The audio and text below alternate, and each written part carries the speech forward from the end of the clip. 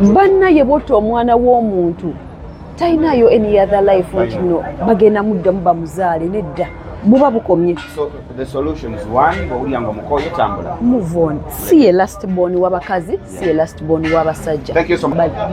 Ntuyanye. Ng'otuyanye simanyi kyakwogera. I was stuck. Mami musajja n'agamba director n'agamba mumuwe time ajja kuyiga. Some other people bamanya later. Ko director yambuza wali ozannyeko n'engamba sikikolangako.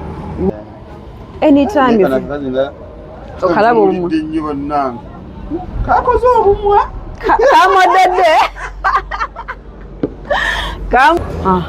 wetuli tuli kyaliwa jjala kyaliwa jjala waliyo akawala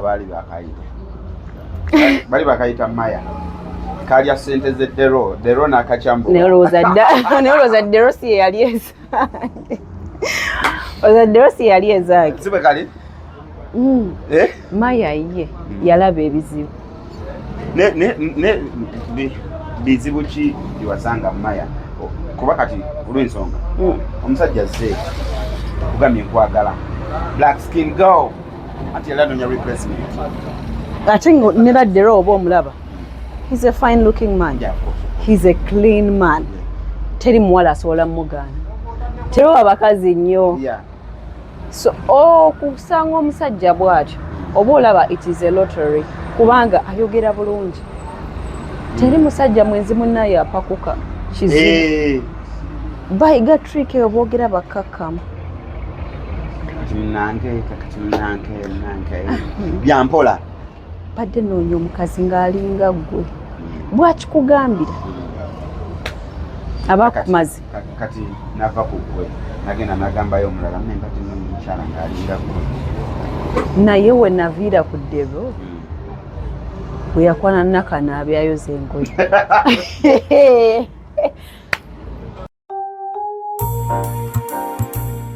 Onoonya ttaka, nnyumba ya kugula oba oyagala kugobera ku byapa byo. Brand Pro Property Services ku MT Building mu maaso ga Mugulu Empire Zana bano beesowoddeyo kugonjoolera ensonga ezo. Obukugu n'obwesimbu bye bikulembera ku Brand Pro Property Services Limited abasangibwa ku MT Building mu maaso ga Mugulu Empire Zana. Tebakomye ku kuteekerateekera ggwanga nga bayita mu kisaawe kya real estate. Kinajjukirwa nti omwaka 2024 Brand Pro Property Services Limited yakiikirira Uganda mu summit y'aba real estate eyateekebwateekebwa Dar es Salaam mu ggwanga lya Tanzania. Muno mwalimu okusala entotto okulaba buti eggwanga bulirina okuteekebwateekebwa munda mu bibuga ne mu masoso g'ebyalo okubituusa ku mutendera gw'ensi yonna. Ensonga ezogeza abangi obwama ensangi zino eza Airbnb, Brand Pro Property Services bazikutteka nnabwala. Mu buufu buno omwana omuwala atwalibwa mu nnyumba erimu buli kalonda yenna n'alowooza nti yabba baabuwe ng'ali mu kipangisa ekiggwako mu nnaku 3. Osobeddwa ng'oyagala kugobera ku letters of administration, oyagala kukupuntira ttaka lyo kiyite land surveying, weekwate Brand Pro Property Services Limited ku MT Building mu maaso ga Mugulu Empire Zana. Sisinkana Brand Pro Property Services Limited mu nkola eya tekinologiya ng'oyita ku nnamba z'essimu eziwandiikiddwa wansi awo. Kati nkulaze ente y'abato gyetunudde nti n'ebinnyonnyonto gye bigenda okugwa ate n'olekerera entujjozi n'entoli nga mafulungu.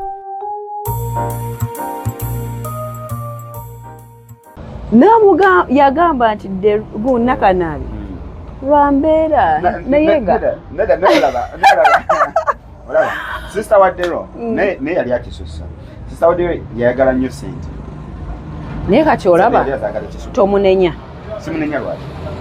Yembeera like people want to abantu baagala lifestyle gye baagala kubanga kati singa teyayagala sente yalibadde mu bulamu obwo bwalimu kubanga kyalitandikidde wa muganda we because I assume Dero mukulu kwani Michelle yalibadde amugamba naye omanyi kaneetereze niwaba afuna amakanga matono gategeera namuganda naawe tandika obulamu ng'omuwala find your own life ne bo basalawo babeere babiri we bati ate muna olaba nti bagamba b'emikwano boonona naye abooluganda nga beekutteko bulungi beewa buli magezi abooluganda tebasinga okwonoona. Always get us go straight out to Aromatic Entertainment. How are you? Banjikiriza abo abaana akantu crack it. Crackhead. Ate gwe wakanjigiriza. Shigenda ko nte sigenda kakola. Kasuse. Crackhead. Okay, kasuse tukutunonyeyo ekirala. Season eno mwena bali ku internet munonyeyo akalala cause waliwo abali kakolanga. Temuli kulabika si bulungi. Niyako gwe wakanjigiriza. Nade nakwogera kakajja abantu bagenza okwogera ne kantama kati nkalaba bulabe. Best friend, thank you so much guys for watching the channel. My name is Morgan Kawesa, straight out of Aromatic Entertainment. Thank you so much for subscribing, liking, commenting and sharing. Olunaku lwaleero ndikyali wajjala akawala ke baali bayita Masha kalya sente za Dero ye nakachamboa kati wali akawala bali bakayita Dero kalya sente za Masha. Kuba Masha yakachambwa. Masha si yakafumita ebiso. Maya si yakafumita ebiso. Maya yakafumita ebiso. Ne si kirungi bane if you woba mu toxic relationship nga waliwo kyotasobola kuba movie eyo eraga obulamu bw'abantu bangi ngo tulina abasajja nga benzi ate it is okay katukiriza abasajja basazeewo batulimbe mbufa abasajja nature tuli benzi ono mwegomba kenjala oli matu oli nviri abasajja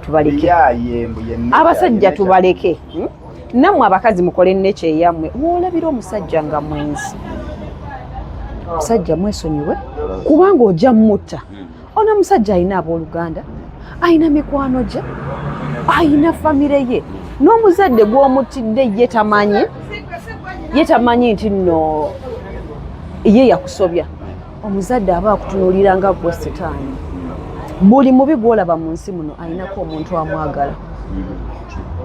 It is the fact. Bw'oyinza okukyawa Morris n'ogamba Morris oyo yantamanira n'omwekwatira akantu katono naye bw'otuggyako Morris tomanyi kife ky'oba otukoze.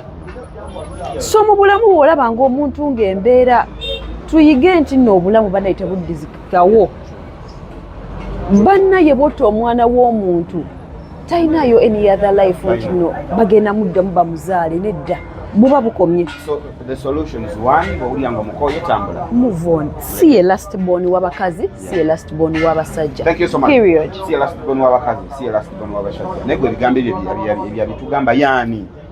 Who is Maya? Please introduce yourself to the viewers. Maya. Then why I am here today. Amanya gange bamutana Nkanja Masha ni mukyala Muganda. Ni mukyala mukozi. Ndi mukyala muzanyi wa bina Uganda, muzanyi wa katemba. Ndi mukwano. Ndi mwana. Ndi muganda w'abantu. Ndi mukwano gw'abantu. So tutandikira awo. Yes.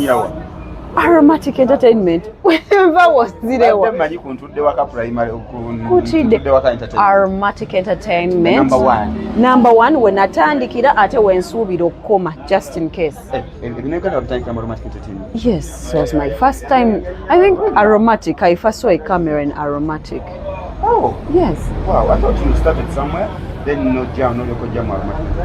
Not even close. Not close. Wow. Morris nze nalaba first camera. Katuzanya eno film wetwali abaguguna. Abaguguna. Customer care. Customer care, yeah. The very bad girl.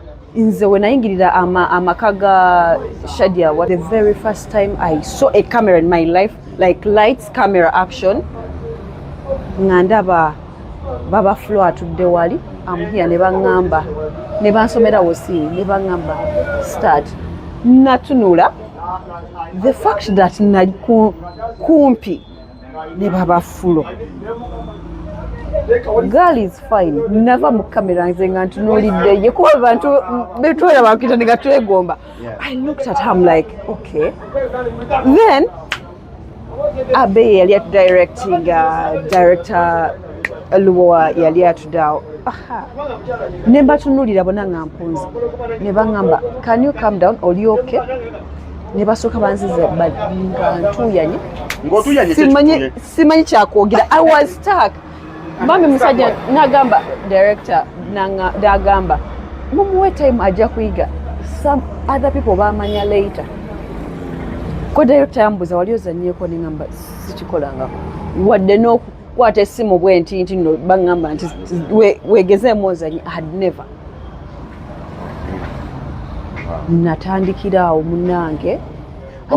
Kati gwe wali ludda wa weegomba romantic entertainment n'ogamba kaninde mba gyoyinira? Nali wange. I think by that time bali bazanya best friends. Masaka? No. Nze muno ndi mwana wa kibuga bana isiva mu kibuga. Mbwe Masaka si kibuga. Mbwe Masaka si kibuga. Siva Kampala. Unatumanyi. Siva Kampala. Unatumanyi. Masaka. Namwe ale Masaka wali wengeje mtukolako efujjo ni nawe tugende ewamu okuseka ne tuyita mu miti tulinga wa bagenda wa nenda tekijja kukola. Nze siva. Anyway, kati nga tukyali awo wali oli waka. I was at my place, Charlie Wajala here, because there are Nsula here, Charlie Wajala. Okay. Kati awo wenyini. Nzize olunaku olwaleero wano wetutudde wali beautiful like this. Wani lwaki ondese tutule wano tukolawo kubanga places are many. Twali tudde mu garden, twali tudde wa like wano mu business. Okay.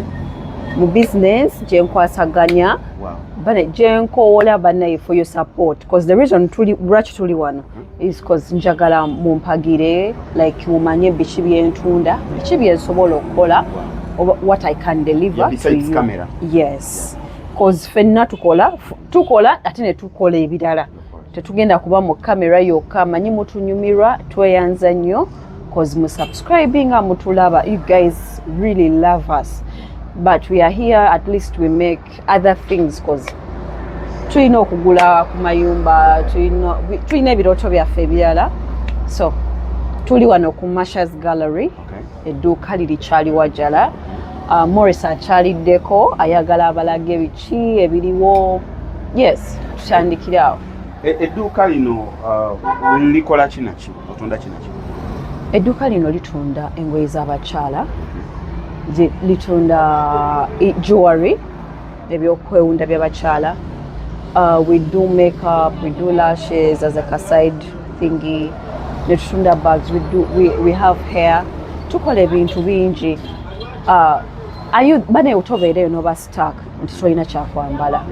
Ne wemba sikiina wano sisobola kunoonyeza ki kiyinza kunyumira ne oba family yonna nga mulina occasion ng'ogamba oba nali yambadde ki.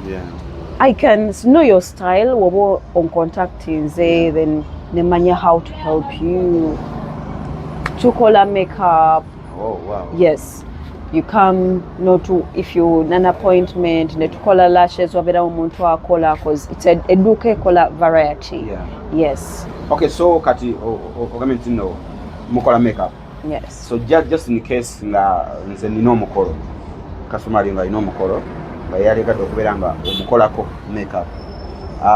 Osobola okujja n'omukolerako ku mukolo oba yasobola okujja wano mu Masha's Gallery n'omukolerako wano. Like how does it go? Waliwo abantu abajja nga yagala kujjayo tumukoleko agende ku mukolo. Ne wabeerayo abo nga tebalina budde. Batuyita most of the times Friday. Ennaku zino abantu mukola emikolo ne ku Monday. N'oba kuseeta omuntu nagala tulina wano okukyala introduction. Tuliwo abawala 8 naye makeup artist jangu nzijja if wemba nfunye obudde nga ngonkubidde prior nsobola okuorganizinga nenzijja ne tukukolako. We have the best customer care. Tukukwata bulungi cause ba customer you make us. Katulina obbagala, tulina obba yoyota buli mu ngeri. Yeah. Masha. Ogambye nti musobola okukola ku muntu wonna waaba. Mobile, yes. Mobile. Okubira ku zino ngamba jangu wano. Jangu onkoleko. Ningamba okay, let me come. The times abantu mwagala convenience. Nawe convenience here is the best. We come where you are. Okay. Kati nga omanyi mweba celebrities ebiseera ebisinga yes mubeera ne team ekola.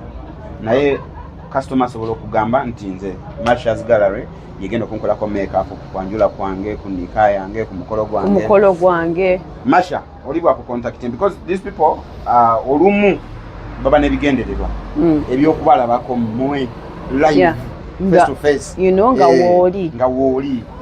Nga chance jafunye naye omwana wakulabeko muganda wakulabeko gambe wow Masha yazze. Do you just send your employees ne bagenda tebakola oba naawo baako? Nina okubeerako cause oba woba osobodde okuneesiga siina ngeri ngenda kusendinga just omuntu ajje akukolere aveeyo cause oluusi kyayinza not that basobola deliveringa bubi but oba ne reason lwaki kuba nawe osobola okungamba woba olinayo omuntu mpereza but nze kinkakatako nga nze nzijje nkole cause most of these things I'm hands on mbeerako nga nkola nenkuyambako noyambala you know. And then kyenjagala to introduce today but nga kyensaba I'm going to push it more. I have a team of girls. We do ushering. Toba na mukolo. Ne oba tompise for makeup. A team of girls. Ne oba oli ongononya mulimbane girls don't get stuck. Let abantu baleme balimba. Jangu ane chali wajala oba ku namba gye ngendo okuwa. Tukuwandiise cause usually tuba ne gigs ezenjawulo. Ne batuyita okukola ne bagamba baagala abawala 10 ng'oluusi tuliwo 8. Ne bagamba baagala abawala 15 nga event nene jangu weewandiisa at least those times ofunayo ki akalimu. We do ushering ku mikolo gya yes. Wow. I have a team of girls. We do ushering. Whichever function you have, bitenika, wedding, birthday, as if oyina outfit joyagala. Cause me myself nze misingoye tujja kwambala tunyume ola nti ne muddugavu ne wonsaba beeru bokka line up nziina nga tujja ne bakusaba baddugavu bokka ate bonsaba baddugavu kiitire nze asooka ku line nze asooka ku line nenga it's say no more kuba one thing I know about myself is nayiga okwetetenkanya nfaanana ki abeeru ngendo otuuka n'abeeru nga mugamba naye omwana oyo omwana yakwata mu kizigo wemba ekizigo sikikwatiddeemu mu lugoye at least I have to appear. You guys I appear siswaza abantu nompita ku mukolo gwo nina okunyuma sina reason lwaki mba sinyumye ayina okunyuma. Masha oba Maya nkuyite kati nkuyite Masha nkuyite Maya nene wompita nankanja wankuyite nankanja ndyagala nankanja beddira ki nvuma yes nankanja mbadde manyi beddira nkanja enkanja ozimanyi ekiro kyakabyanga ku Christmas nga bwe bakyogera nze manyi size bakolamu gundi omwenge naye sesaddira nkanja neddira nvuma nemukyala muganda. Mama wange yeddira ne mami yeddira ki banamboze beddira ki banamboze nawe jajja bakibona bamutima kizibu bamutima amajjajja namboze tebaddira nedda namboze mami yeddira ki yeddira njaga kukuba kaama mama tukutumiddeko nnyo ekyo yeddira. I don't know, for some reason nkyerabidde but ekyanankanja bakikuyitanga ku Christmas nga kikaabe no anti bayimbanga luno limba mbu ewaffe ndese basengeja tunaddayo ne tuli enkanja bannaye nga nkaba my big sisters they bully you Christmas nga bagamba wenkanja kikaabya because you're a child naye nga tesi kyekyali badde ekyamaanyi. Why would you cry? Like why? Nakula ninjagala erinnya eryo nga nze ne wotampita Masha nomuta nankanja amoke. Okay, nankanja atugambye nti nno akulaba Romantic Entertainment yali atudde waka ewuwe mu Dero ewaka n'alaba Romantic Entertainment, right? Yes. So, no, nasali mu Dero. I was in my bed. You were in your bed? But like for some reason ngenda ku YouTube, what I used to go okola ku YouTube nali njagala nnyo practicing to speak. Bwoba negendereza I like speaking fluent English. So ngangoberera nnyo abo those international things. For some reason ndaba Aromatic Entertainment page nga sigimanyi nako. Then I see a scene omwali Rapey and some other people. Nenga Rapey has Fifi the Queen. Yes, bali bani. But I saw triggering ndabe scene eyo yali ambadde olugoye lwennina ewaka. Oh, really? Wow. Rapey? Yes. Okay. I'm like, wait a minute. Ono mwana yambadde akateteeyi kalinga akange. So nenjogera bwe nali ndi naye mu bulina, I'm like, look at this. Naga akateteeyi kamumidde.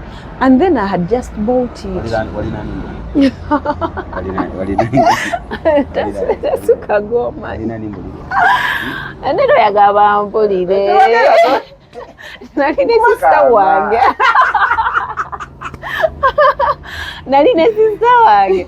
So I was nasooka nenda ba episode eyo. Then she had the same cloth with mine. Nengamba kandamengako, you know, this series nenda baka episode akasooka. Kamera ene ibala tetubanga record. We're recording aweka. Ezibu wali wabala. Ezibu. Nolina sister o. So mbawo nagendo malako, I think that where we yagwira yali wakati nga ndabye mu seri yemu ng'engoye zennina zawera ng'omukaaga, not from Rapey, nga nina those same outfits. And then nga abalumatikiri bazambadde. Yes, in the same movie. In the same movie. What? Ekyanjira I'm like, nenga obalaba baba smart, bannaye best friend abaana bayambala baali balabika bulungi, ng'obalaba nga bonna bayingira camera at the time nga. So in my heart nengamba naye I think kino ekintu nkisobola. Olaba bambadde engoye zennina. I'm like, yeah. Nange zenyamba. Like, okay. Naye nze ndi muntu wangoye saagala ku ekyo ky'okimanyi. I have beautiful clothes. I have engoye zotamalawo mu bulamu. Era by the way kati kino ekibuzo sigenda kikubuuza because mbadde ntebe kibuuza. Nego sigenda kikubuuza. Bali ngenda kubuuza like how is it for you okuberanga you put on nice clothes in the camera? It is just a sense of fashion. About why this business? It is a sense of, yes, truly wano nti oba oyagala kukola sente, but it's a sense of fashion nti I can nemmanya nti kino bwekigatta ne kino onyuma. Yeah, and you know sometimes it's good to do something like choinako passion. Ng'okyagala. Because kinyuma nnyo bakona bere Kampala nti natunze lugoye just anoonya sente obyage. But bwebanga fashion erina mu gwe ng'oli okyagala bw'oyambaza omuntu n'anyuma ogamba yes oyagala mwambaza. And I've done it several times. Nendaba omuntu ng'anyumye nga muwadde olugoye ne lumutuukako ng'ate ne tumutuulako ng'ate naye anyumye ng'akifiiringa n'agamba Masha akagoye ke wampadde kabadde kira. Kinsanyusa koze mba ntegedde nti omubiri gwe gunyumira this kind of cloth. Manya kala, ntunulira kala ya I'm like, naye muneyo kala gye weesibako togenda nnyuma. Nze nja kugamba nti mukwano tonyumye. Ate siina ekizibu kyenna and oluusi ne bwoba tonyumye ng'oli ku pate nga ndi naawe njula okugyamu olugoye olwange ndukuwe bwembaamu ne extra at least ngamba tukyuse toyita. Because I love seeing a fellow woman smart. Bw'ayita nange mba mpita. Sina reason lwaki mba turning up somewhere yanga tonyumye. Lwaki ng'oli mukwano gwange. Fenna tulina okula. We have to. Kubanga kando ye yaka different from mine, so boy you light in a different world. Ensi no ya edifane Morris. Ati oyinza okunyuma ennyo twala olulinza obwedde oluntunuulidde. I don't know, ebintu ebimu bibeerawo abi. Kati nno wali otolabyeko tolabangako omuntu atanyumye omuntu n'amulaba? Tokirabangako? Abawala nga mulina ebintu ebyo. No, kizibu. Okumanya abawala mulina ebintu ebyo. Kati nze olaba? Omuwala alaba bulabi munne nga earring gy'ayambadde enyumye okusinga eyiye. Empalana n'etandikira awo. Those are petty things. Empalana n'etandikira wanyuma atya. Olwa earring. Kati gwe instead of okumpalana olwa earring eyo ginsabe olaba basiigikuba. It is simple. Bino ebintu byansi. Mawuli bino ebintu byansi. Tompita mawuli togeza nompita mawuli nankanja. Morris bino ebintu nankanja togeza n'omutamawuli. Morris, one thing kye neeteeka mu mutwe, why saagala nnyo okulumya muntu mu nsi muno, lwaki nkola nnyo if I can help someone ne tuyitawo oba nensanyusa omuntu nenomode. Morris, olaba n'abantu abalina ssente ng'alina ebizimbe bingi, olaba olunaku lw'ofa omanya nti tolina kintu. Abantu basobola okuziika mu bitiibwa byonna, but the fact that oba ofudde n'olugoye lw'obadde osinga okwagala ng'oŋŋamba Morris buli wenkwata kufa ku ssaawa yange kwolwo ngitwala nga tonyega nti nenjagala n'okujja okusongamu nekugamba kati situka ogimmanja kale ginjijeeko nooba nga wakoze obukadde 5 jjo asoose okukulaba ng'ofudde n'abugjamu n'abutwala womanya nti no you have no right to anything at that point. Umanya we have no right to anything.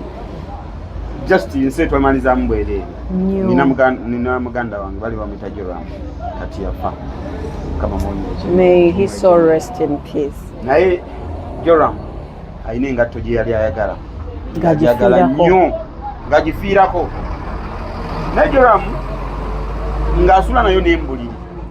Twali eno twali Masaka nga mu kibuga Masaka. Kibuga Masaka. Bakala matendo. Kati Dero ngato ngasula nayo nembuliri. Ate nga wunya jambala ku Christmas. Ninga ajesiba wano. Kati Dero lumu yalwali ekizimba okimanyi kino ekizimba wano. Kino ekizimba ebanga nsanja bapwe. Kati nekijjamu amasira bwegati. Obulumi nga kitujja. Kati nagweri lumu nagweri nga kimuluma ne bamubuuza Dero obadde ki ekizimba kinuma nawulira kikola ekizimba kikuluma kitya nawulira kiŋŋamba Dero jangu eno bamuggyako engatto ye nga tamanyi nti bagimugjeeko lwabulumi ne bagitwala ne bamala mutwala mu ddwaliro ne bamu operating ekizimba n'akomawo waayitawo mwezi mulamba nga lwajjukira nti yalina engatto ye n'alyoka agibuuza naye ng'ali mu bulwadde abadde takijjukira so ensi tomalizaamu banaye simanyi abantu abakola bannaabwe ebikyamu don't ndaba oyina enviiri wigs.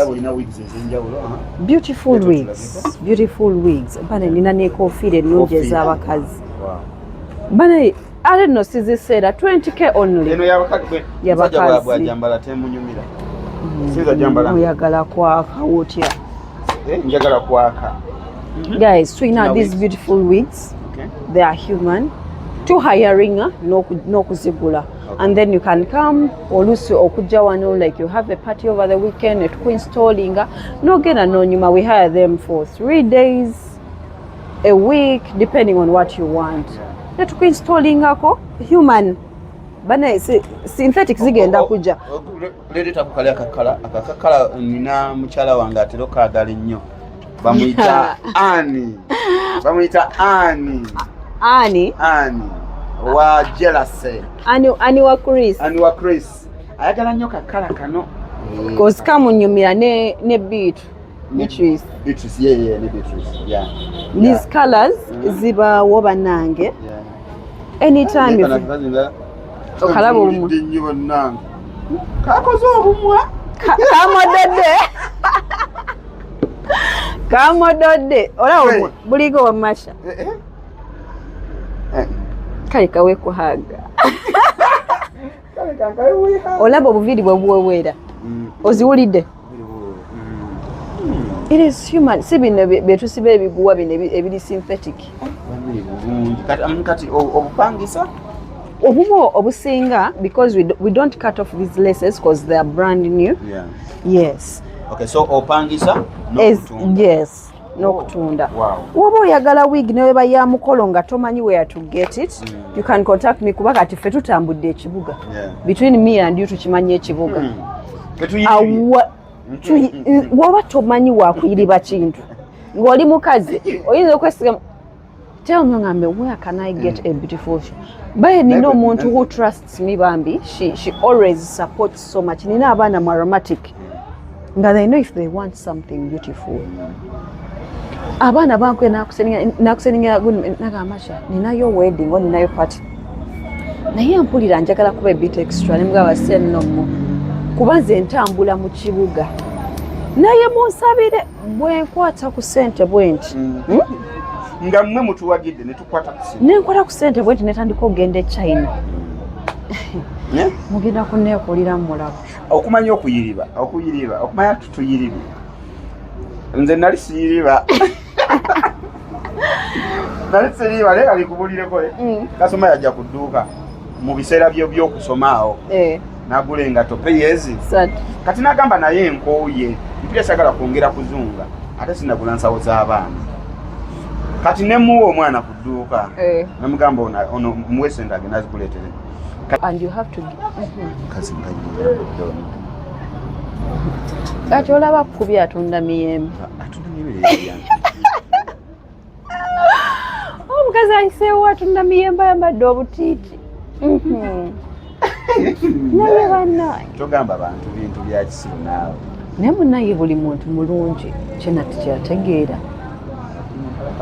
buli muntu mulungi naye wali abakisussa ate masha nankanja mukyala nankanja omaze okulaba aromatic entertainment bambadde obuteeteeyi bwo nawe ogambye muli nti I can naye nalina challenge ekyo nti newe nagenda bwe natandika nasaba mukama kikyukemu Morris olaba oluganda lwenjogere ennaku zino okay oluganda lwayogere ennaku zino thank you so much guys for watching this channel. My name is Morris Gawesa, a stage actor aromatic entertainment wadde ndinga ndi ku Masha's Gallery asinza kwerabira kuyisa oba sponsors ba show eno a sponsor asooka bamuyita Legit Recruitment Agency ago nawe nango olyeyo oyagala omulimo Kampala biganye bikalu byamuko ola naffe bitwegezaamu mwayize ng'ombe egamba ojja kulima osaaga musaaga tetujja kulima naye musaaga tetujja kulima sijja kulima olaba nti byekuttemu naye bijja kuta tetujja kulima nze nalima ima babunekanzita ne wamma amakadde Legit Recruitment Agency ekugamba nti no yo eyina emirimu mu Middle East countries abadde bambuuza nti no Legit etwala Canada etwala Bungereza etwala Germany edda etwala mu Middle East countries janku Legit sobola okubeera nga ate ofuna omulimu ogenda ebweru okole ozimbireko mama ennyumba abaana wo gyezimbire abakyali nnaku zino mwayize mwezimbira amayumba gammwe naye simanyi lwaki mwezimbira amayumba mwagali wage mutuzimbe ennyumba Morris waliwo olusiwe kikutuulamu nera bwonna alaba ncontactings aba Legit nempitamu kasita bambalira ekiyitamu bannaye mpuliranga business okola business yo ate obufumbo obufumbo olusi tebukwegezaamu we make marriage hard obufumbo ye mwana let me tell you marriage is beautiful wamu Masha muveeko nankanja marriage is beautiful I know a Legit Recruitment Agency tusanga wali emutunde opposite ne Kampala campus mu tusanga ate nga tulina ne branches all over the world a branch eri next to a branch ya the main office eri Kajjansi nga wakaita ku KFC so tusanga ono banga wewe wanisa kutwala nokola twagenda banafa ba Nikan Resort Hotel tuli Lweza gwe wenna ngoyagala hotel eyina best services eyina ebitanda ebirungi eyina conference halls ennungi zino meeting eziri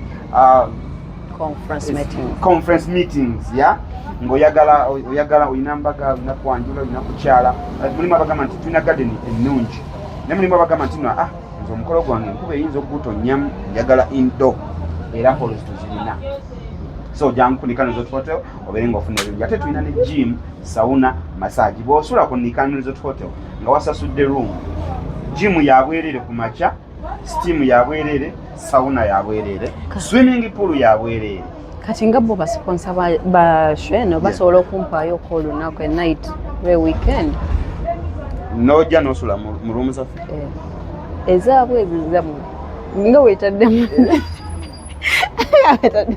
yange ndi mukozi ezimu zaffe tujja kuwa gym. Nja kuwa gym 2 days yaweerera odduke ne sauna ne massage. Oyagala massage? Okola massage? Sigikolangako surprisingly. Massage I've done but not professionally. I will do you massage, no worry. For free. I will do you massage. Hey. Yeah, because that's what you thank you. Nekatika nkubulire. Masha. Anyway, tuzangwali erweza guys mujje kudikana zototo mutwagire atuwagire banafa ba Brand Pro Properties. Brand Pro Properties abo bo bagamba tulina amataka okubira ddala ku milioni 2 mwezi milioni 2 mpaka kusanda zinazoolira zoyagala tulina mu bitundu byonna ebyenjawulo all over the world. Enyumba yaffe yabaddewo eyabadde mu Liverpool bagiguze kati Bungereza tetukyalinayo ennyumba naye oba ina apartment ng'oli Bungereza oli Boston tunoonya ennyumba ey'okugula tugiguze ba customer. So thank you so much guys. Brand Pro Properties tusangibwali e Nansana Ezana roundabout awo tusanga tulina apartments eziwedde tulina amayumba agawedde omanyi bwe tugula poloti zino n'ozimba ate mu process y'okuzimba otandika okulwanagana n'abazimbi ate abazimbi tebakisusa seminti mumubbye musenyu mumubbye banaye so ebyo byonna okubyewala tulina n'amayumba agawedde okuzimbibwa tulina mu bitundu ebyenjawulo tulina mu estates ez'enjawulo. So Brand Pro Properties era ebinamba eyitawo beekwate basobole okubeera nga bane n'abantu abali ebweru if you need someone to run your errands ng'oyagala kukolera emirimu gyo okukyalira omwana wo okumuguliza ebintu okushoppingirako bazadde bamwe please contact 0703 32 35 30 number ng'oyina muzaddewo omwana wo you're not in this country naye nga tusobola you want to make them happy obanga obuliddwa omuntu asobola okugendayo please aina birthday we have people who do cakes we have people who do bouquets Trisha sends so we can get a bouquet from there. Tubakyalira we make your loved ones happy.